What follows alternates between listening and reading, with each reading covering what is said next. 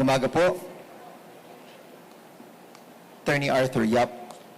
For Murang Kuryente Party List, kasama ko po yung mga co-nominees ko. Please allow me to introduce them. Si Attorney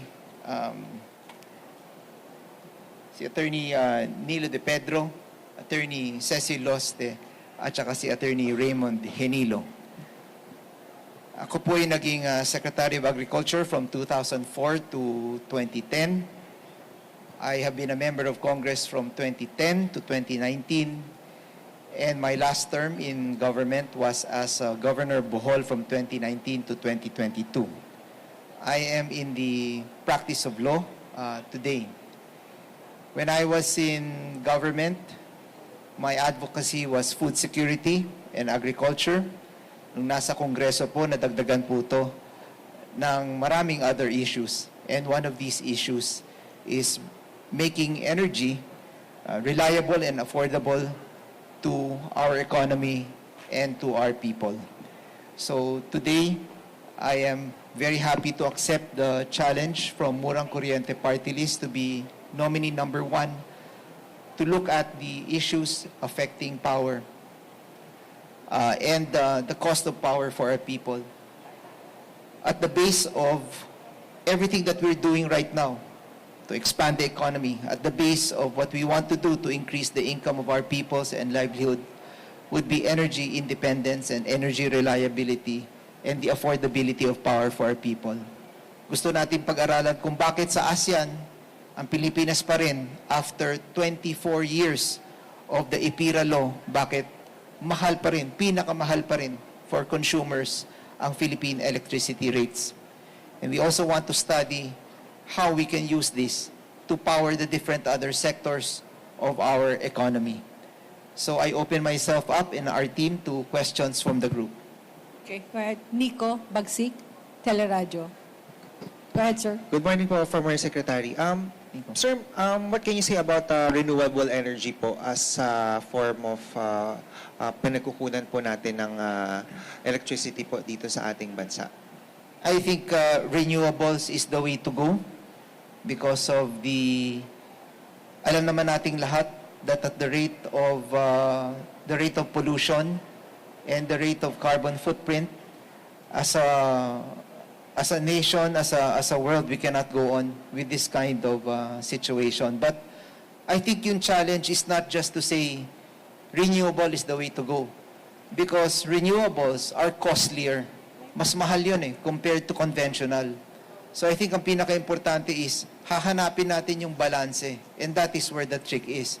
How are you going to balance renewable energies with traditional forms of generating energies? And how are you going to make this investment friendly, and how are you going to distribute this so that almost as much as possible the big chunk of the economy and the people will be able to benefit from this? Pero sir, if pala rin po kayo na manalo po at magkaroon ng Congress seat, meron po ba kayong mga ipupush na bills para po dito sa renewable energy po, paggamit ng renewable energy? Ang pinaka-important, kasi inenact na natin yung IPIRA, deregulated yung power, meron tayong Biofuels Act, nag-provide rin tayo ng mga feed-in tariffs and other measures to increase investments. But kailangan pag-aralan ng mabuti ngayon kung saan siguro tayo nagkukulang. Is it a question of wrong focus? Kulang yung energy mapping natin? Is it a question na kulang yung investment loss? Kulang ba yung subsidy? Kulang ba yung mga binibigay nating incentives? What is the correct mix? Because after 23 years, we have to answer the question why the Philippines remains to have the highest electricity rates in the ASEAN. Thank you very much. Erdogan, who's next? May tanong pa po ba? Wala na po, sir. That's it. Ay, I'm sorry, may pahabol. Dwight from Rappler po. Sir, tanong ko na lang on a personal note. Why are you seeking return to Congress? You ran for governor in 2022. Why not? Tama ba? In 2022, Yeah. Why not try it again, or why not run for district congressman? Why a party list representative post? I believe a party list post and a party list platform affords candidates a way to espouse their cause on a better non-political level. As much as it's part of the political process, iba yung tumatakbo kang governor, mayor, barangay captain, congressman. Personalan po yan because we're seeking for a seat. Pero pag nasa party list ka, may fighting chance ka to talk about your cause. Dahil hindi siya personal na one-on-one yung paghahabol at pagkuha ng posisyon. So, yun ang iniisip ko. Sayang rin naman, 22 years yung experience ko sa government. I served in the executive branch. I served in the legislative branch. Nasa LGU rin po ako.